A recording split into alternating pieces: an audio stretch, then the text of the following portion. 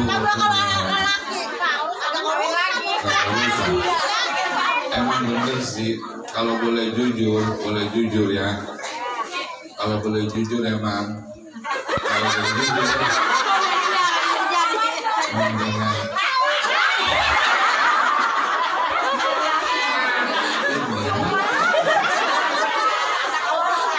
Kenapa saya katakan mendingan laki? Emang faktanya begitu. Oh benar. Kalau yang mati bapaknya biasanya anak keurusan. Yang mati bapaknya berarti tinggal emaknya sama anaknya. Anak yatim, anaknya keurusan apa kagak? Keurusan ya. Emang saya lihat itu benar begitu emang. Boleh nyabut rumput udah keurusan. Boleh nyabut rumput. Emang saya lihat itu benar, Ibu. Soalnya di kampung saya ada nih ya, bapaknya mati. Terus anaknya 4. Dua anaknya gelomo-gelomo. Badannya pada gelomo-gelomo, rambutnya licin-licin. Sampai emaknya masa jadi cakep.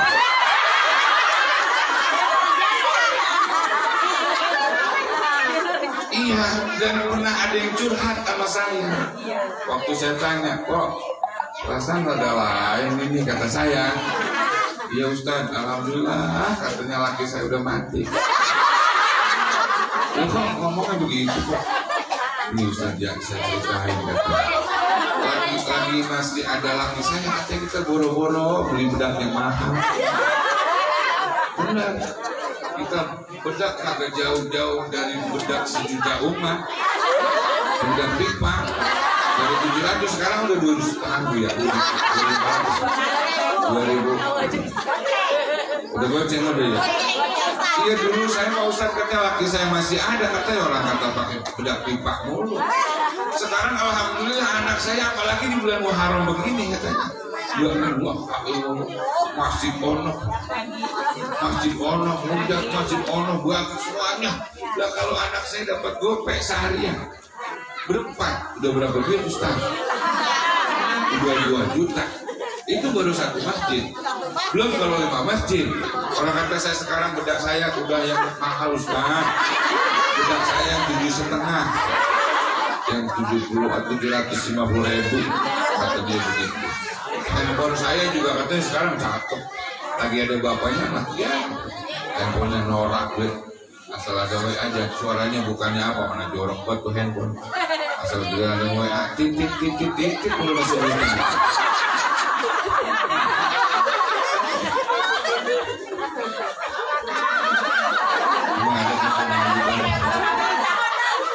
Nah, kalau handphone cakep kan gua kalau WA-an bisa kan, ibu-ibu tahu sendiri sekarang.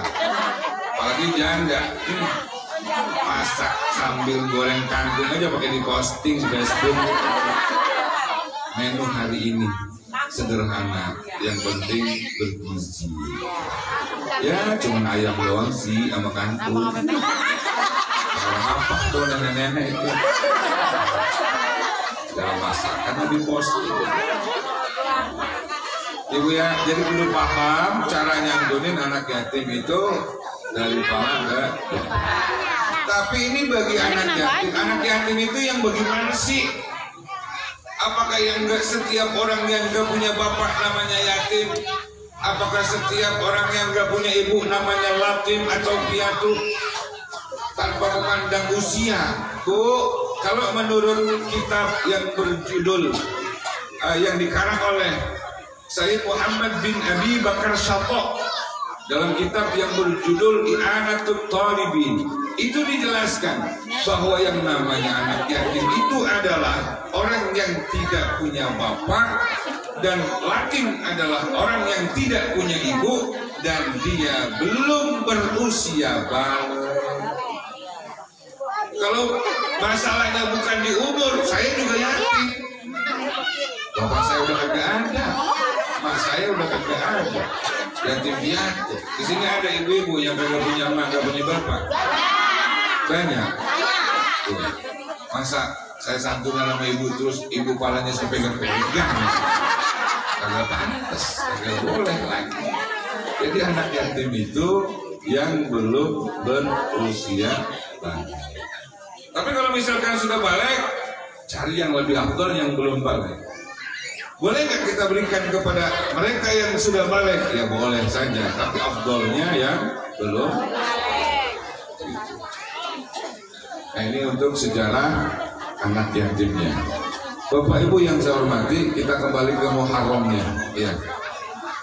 Jadi Muharram itu adalah peralihan tahun. Bertambahnya tahun tentunya kita berharap bertambahnya ilmu. Nih, jangan tahunnya doang nambah, ilmunya kagak nambah. Ngajinya ditingkatin. Di sini ibu-ibu ngajinya hari apa? Sabtu sama hari apa?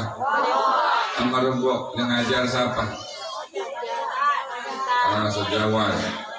Ayo, pada ngaji yang bener dah. Pada ngaji yang bener. Soalnya Pak, saya lihat dari bangsa jin pada ngaji. Ibu-ibu tahu jin.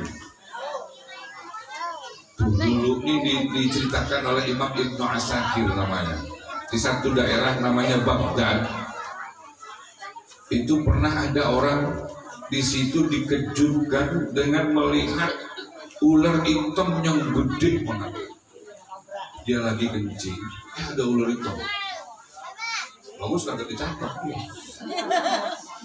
Pas lagi kencing, ada ular hitam gede. Dia kaget, sontak dia terkejut, langsung dimatiin itu ular hitam. Ternyata ular hitam itu adalah penjelmaan dari bangsa jin. Ini ibu-ibu ya, bapak-bapak juga. Kalau kita niat ular hitam, kalau kita mau matiin, tapi tanya dulu. Tanya dulu. Ular, lu ular beneran apa jin? Tanya dulu. Ya.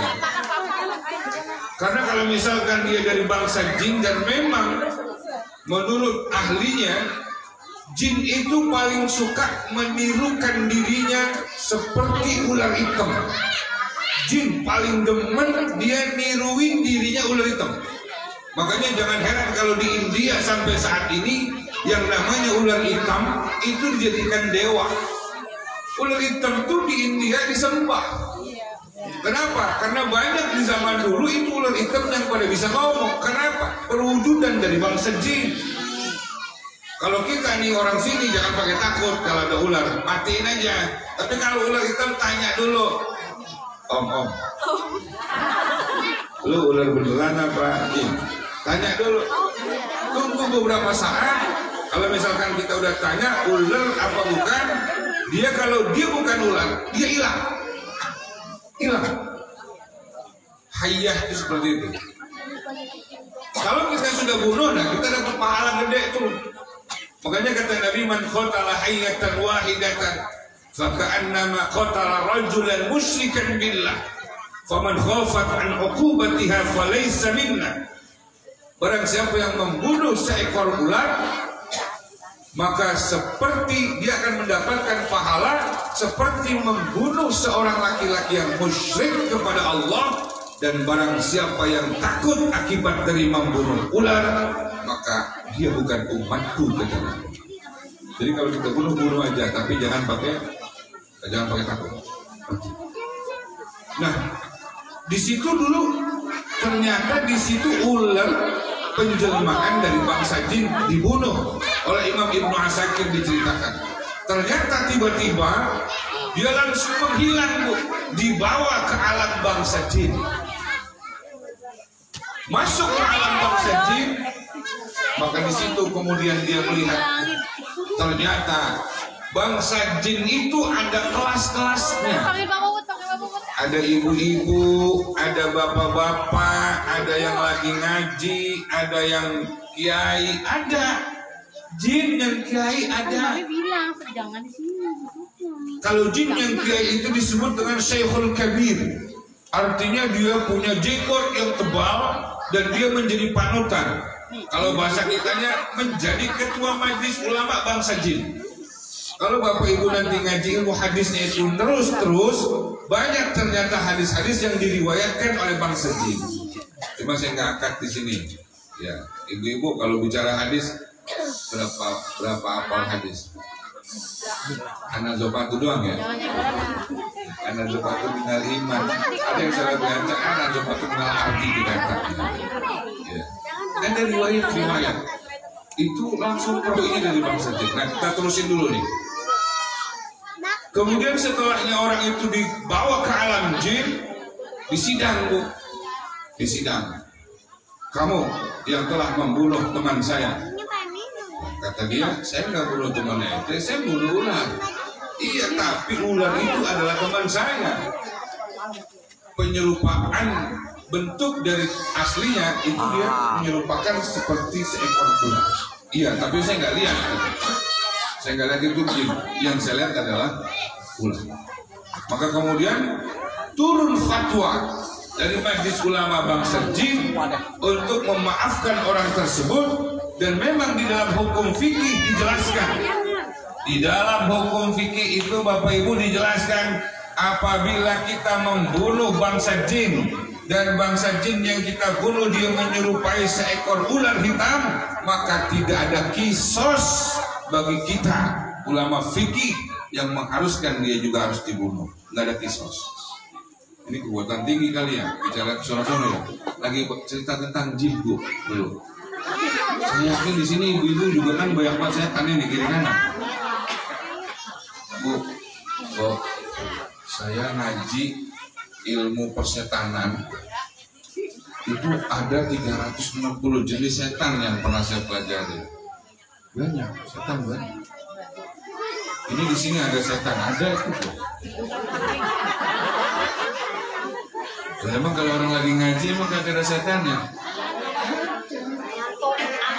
Nah kalau yang ngantuk itu setannya sukunya namanya wasnan. Wasenan. Bukan wasenan, wasnan. Itu yang niupin kalau orang lagi ngaji biar pada tidur. Wasnan kerjaannya itu. Antuk aja bawaannya. Kan lain emang ibu ya. Kalau kita lagi nonton layar tancap kita nggak kepengen ngantuk. Zaman dulu. Sekarang masih kita ngaji dikit, nggak ilaha illallah. Kalau tidur bawaan, padahal kagak punya penyakit diabetes. Makanya bu saya ajarin, kalau misalkan ibu-ibu pengen tidur di pengajian, gampang caranya. Cari aja orang di depan ibu-ibu yang badannya lebih gede.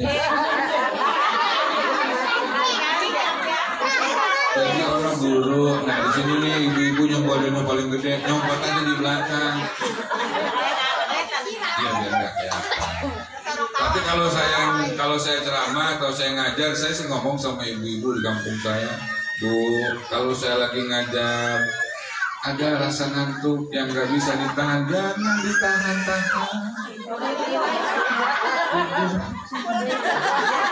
Emang apa? Bisa jadi ibu di rumah kagak bisa tidur. Sampai di pengajian di bawahnya kipas angin kan. Di bawah kipas angin kita duduk sambil nyender. Terus ya Allah mata saya ini nggak ketahan kesap. Tidur aja. Bahkan saya katakan saya senang kalau tidur semua. Ya kalau udah tidur semua masa saya mengajar aja ya. Saya juga pulang pelan-pelan ya. Sampai ibu-ibu bangun gitu. Emang ngaji begitu. Ada aja godaannya namanya juga orang ngaji.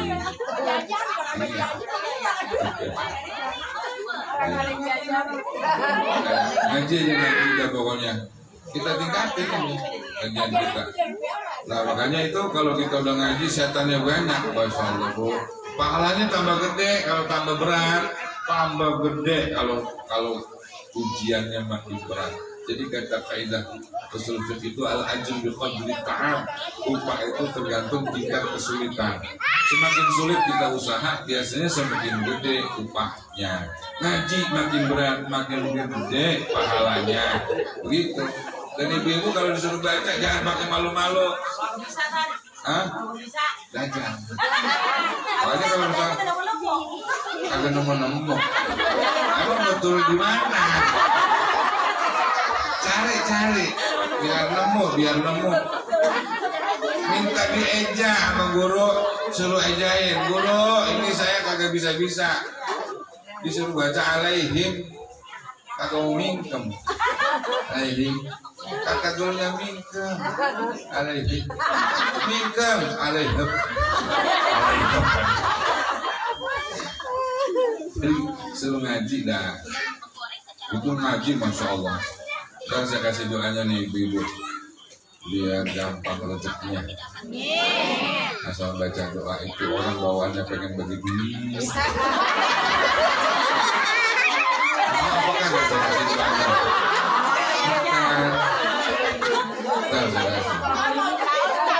Emang ada itu doa supaya orang kalau lihat kita bawaannya pengen bagi duit aja?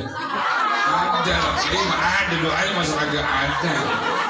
Apa juga kiai ada. Saya kan kagak pernah beranak, tapi saya bisa doain orang beranak biar gampang beranak. Ya. Makanya ada ibu-ibu asal giliran perutnya mulas ke rumah guru, perutnya kes ke rumah guru. Kata saya kan kagak bunting. Capirit. Ya, ada bu, ada. Karena begini, itu juga ada riwayatnya. Bagaimana Siti Maryam? Ibu kenal Siti Maryam? Siti Maryam, ada surah Maryam kan dalam Al-Quran. Maryam itu artinya adalah manusia yang agung, manusia yang mulia, itu bahasa Suryani, bukan bahasa Arab. Itu Siti Maryam bu punya ibu namanya Hanna. Emaknya Siti Maryam namanya Hanna. Hanna itu siapa? Hanna itu adalah bininya Imran. Kalau ibu-ibu baca Al-Quran ada surah Ali Imran. Ali Imran artinya keluarganya Imran. Imran itu punya bini namanya Hanna. Hanna punya anak namanya Maryam. Makanya kalau kita baca doa biar bocah gampang diberanakin, bacanya sederhana. Hanna waladat Maryam, Maryam waladat Isa. Ukhruj ayyuhal maulud bi qudratil malikil ma'bud. Dah yang penting beranak itu. Ya iyalah, orang bunting masih lagi beranak. Maksudnya gampang beranaknya. Dah itu ntar kalau mau ditulisin ntar Ustaz Jawad yang nulis. Sama itu tadi biar gampang rezeki, biar gampang. Nah itu nih yang orang bawahnya pengen bagi duit aja. Ya. Ntar sekali. Ya. Bapak-bapak boleh itu dikasih amalannya. Udah ntar ibu-ibu aja. Ibu-ibu. Bapak-bapaknya bagiin ganda mulu.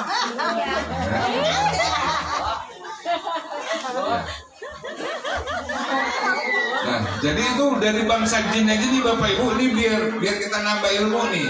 Ternyata bangsa jin juga ada pengajian model begini, sama pengajian begini. Jangan kira kalau kita lagi ngaji itu bangsa jin kagak pada ngaji. Ini juga di sini banyak yang lagi pada ngaji. Banyak. Iya, cuma kita kagak lihat. Untungnya kita kagak lihat tuh. Waduh, kalau lihat mah ibu jangan sampai lihatan. Ya ronahu wa qabiluhu min haitsu la tarawnahum. Dalam Al-Qur'an Allah nyatakan dia bangsa jin lihat kita min haitsu la tarawnahum, tanpa kita bisa melihat hakikat mereka. Jadi kita nggak bisa melihat hakikat mereka, tapi dia melihat kita. Ayo biar nambah ilmu. Aduh. Dan juga lagi di bulan Muharram ini ibu-ibu, besok tanggal 10 nih ya, puasa. Jangan kalah sama binatang. Siapa bilang binatang itu enggak puasa? Binatang buas termasuk semut. Tanggal 10 Asyura, tanggal 10 Muharram itu puasa semua. Dan ini sudah dibuktikan pula oleh Syekh Zainuddin bin Abdul Aziz Al-Manfari. Bahkan juga diriwayatkan dari Imam Ibn Rajab bahwa di tanggal 10 bulan Muharram itu beliau kasih gula pada semut. Kagak ada sekali semut yang memakan gula tersebut. Kemudian juga dipanggil seluruh binatang-binatang buas, dikumpulkan pada saat itu di hutan. Itu motong kambing dipotong-potong, dibawa ke hutan, berharap macan singa semuanya pada makan. Ternyata di tanggal 10 Muharram mereka itu cuma kumpul doang, kasarnya pada kumpul ngelilingi makanan. Setelah terdengar suara azan baru makan itu macan singa, baru makan. Dia pada puasa. Berarti kan rombongannya kunyuk pada puasa. Jangan sampai kalah sama dia pada puasa loh. Masa kita kagak puasa kalah sama semut? Semut sama. Ibu-ibu silahkan buktikan. Kenapa? Imam Sufyan bin Uyainah waqad jarrabna ala sittina sana. Beliau udah nyoba selama 60 tahun. Ternyata selama 60 tahun itu semut puasa terus di tanggal 10 bulan. Makanya ayo nanti ibu-ibu pulang dari sini kita pada puasa. Ya, untuk menambah perbendaharaan amal. Sesuai janji saya, ini udah jam 10 lewat, jam 11 lewat ya. Takut kemalaman ibu-ibu lakinya nggak pada ngikut, lakinya pada nanya lagi, mana ini belum dulu pada pulang, takut kelamaan. Barangkali ini aja deh Bu, ya saya juga lagi gini. Saya ya.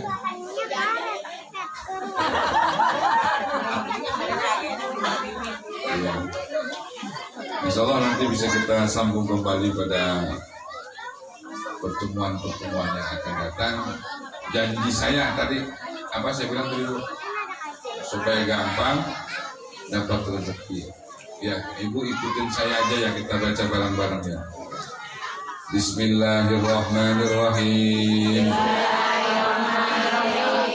Allahumma inna nas'aluka min khairiha wa khairi ma jabaltaha alaih.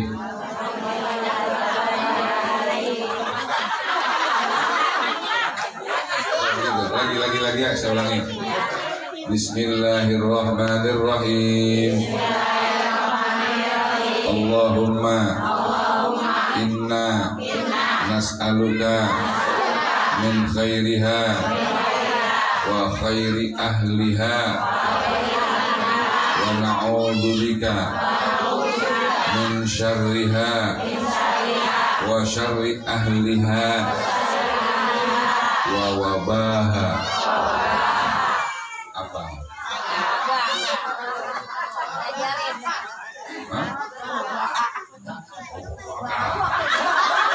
Wa wabaha. Sekali lagi ya. Bismillahirrahmanirrahim. Allahumma inna nas'aluka min khairiha wa khairi ahliha wa na'udzubika min syarriha wa syarri ahliha wa wabaha. Nah, ini caranya Bu. Kita keluar dari rumah, kita baca 3 kali. Di tengah perjalanan kalau kita lagi ada usaha, baca lagi 3 kali. Atau kita ke pasar, sampai di pasar, di mana lah baca lagi. Nanti terakhir baca lagi kalau udah di rumah. Ya. Jadi keluar rumah baca, mau 3 kali, mau sekali boleh. Kemudian di tempat yang kita maksud, misalkan kita mau nagih utang atau mau pinjam duit, situ dah baca lagi di situ. Nanti sampai di rumah kita baca. Ya, itu caranya ya. Ajas dukum saya ijazahkan buat kalian semua. Mobil tuh itu Bu ya. Ajas dukum saya ijazahkan buat kalian semua. Ya, saya rasa ini kenangan dari saya di awal tahun baru Hijriah.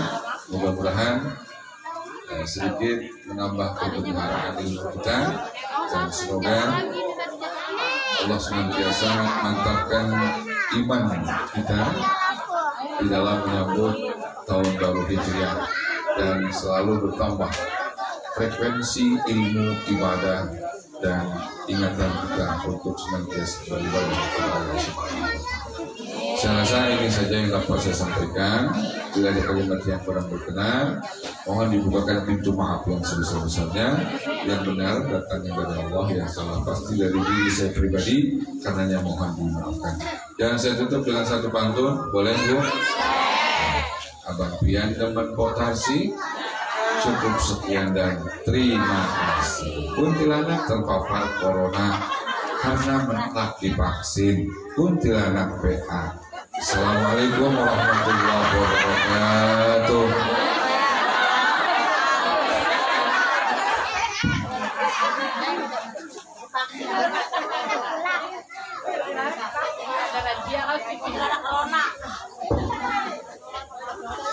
Terima kasih kami ucapkan. Baru saja kita dengarkan tausiah Muharram.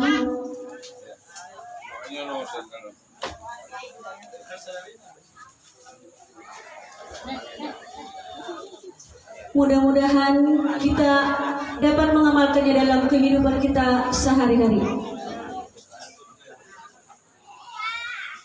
Untuk meningkat acara selanjutnya yaitu penutup atau doa. Pembacaan doa yang akan dibacakan oleh Ustadz Nur Ali. Padanya dipersilakan. Sebelum penutup atau doa, saya sebagai pembawa acara, apabila ada kata-kata yang kurang tersusun atau kurang enak didengar, mohon dibukakan pintu kemaafan yang seluas-luasnya.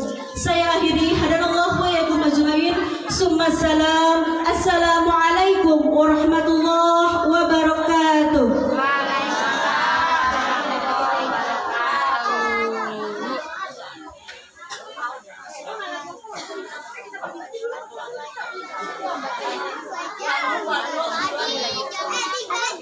Juga.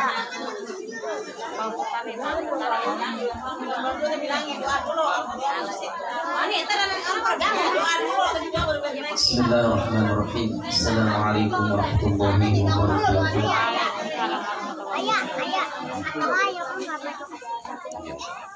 Diberitahukan kepada para anak yatim sekaligus juga orang-orang tua kami dan jompo-jompo, nanti setelah acara ini selesai diharapkan jangan pulang terlebih dahulu karena masih ada santunan. Namun sebelum kita akhiri acara kita pada malam hari ini, mari sama-sama kita awali terlebih dahulu dengan pembacaan Al-Quran Surat Al-Fatihah. Mudah-mudahan di tahun baru ini kita semakin dimantapkan Islam kita, iman kita oleh Allah Subhanahu wa Ta'ala, dan semakin rajin ngajinya, dan juga mudah-mudahan selalu diberikan kesehatan oleh Allah Subhanahu wa Ta'ala. Lebih khusus untuk guru kita yang mulia Al-Mukarram Ustaz Abdul Jawan yang selalu membimbing kita, dan juga beserta istri keluarga. Mudah-mudahan kita juga yang hadir pada malam hari ini mudah-mudahan selalu diberikan kesehatan oleh Allah Subhanahu wa Ta'ala. Bitilkaniyah al-Fatihah. A'udzu billahi minasyaitonir rajim. Bismillahirrahmanirrahim. Alhamdulillahirabbil alamin arrahmanir rahim maliki yaumiddin. Iyyaka na'budu wa iyyaka nasta'in ihdinas siratal mustaqim siratal ladzina an'amta 'alaihim ghairil maghdubi 'alaihim waladdallin. Amin ya rabbal alamin. Bidzalika ya Allahumma shalli wa sallim ala sayyidina wa habibina wa syafi'ina wa karimina wa Amin. Doa. وسلم على الله تبارك وتعالى سادتنا أصحاب رسول الله أجمعين. بسم الله الرحمن الرحيم. لله رب العالمين حمدا يوافي نعمه ويدافي قومه ويكافي مزيدا. يا ربنا لك الحمد ولك الملك ولك الشكر كما ينبغي لجلال وجهك الكريم وعظيم سلطانك. اللهم صل على سيدنا محمد وعلى آل سيدنا محمد اللهم إنا نسألك الهدى والتقى والعفاف والغنى والصحة والسلامة في الدين والدنيا والآخرة.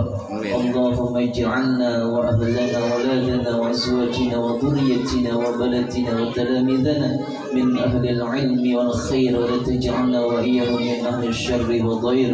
اللهم بارك لنا في أسمائنا وأبصارنا وقلوبنا وأزواجنا وذريتنا كل شيء أعطيتنا، وتب علينا يا مولانا إنك أنت التواب الرحيم. اللهم اغفر لنا ذنوبنا ولوالدينا وارحمنا وارحمهم كما ربونا صغارا، ولجميع المؤمنين والمؤمنات والمسلمين والمسلمات الأحياء منهم والأموات. اللهم ربنا هب لنا من أزواجنا وذرياتنا قرة أعين واجعلنا للمتقين إماما. ربنا تقبل منا إنك أنت السميع العليم، وتب علينا يا الله مولانا إنك أنت التواب الرحيم. ربنا يا الله آتنا في الدنيا حسنة وفي الآخرة حسنة وقنا عذاب النار، وادخلنا الجنة مع الأبرار يا عزيز يا غفار يا رب العالمين. صلى الله على سيدنا محمد وعلى آله وصحبه وسلم. سبحان ربك رب العزة عما يصفون وسلام على المرسلين، الحمد لله رب العالمين. تقبل الله. Assalamualaikum warahmatullahi wabarakatuh. Waalaikumsalam warahmatullahi wabarakatuh.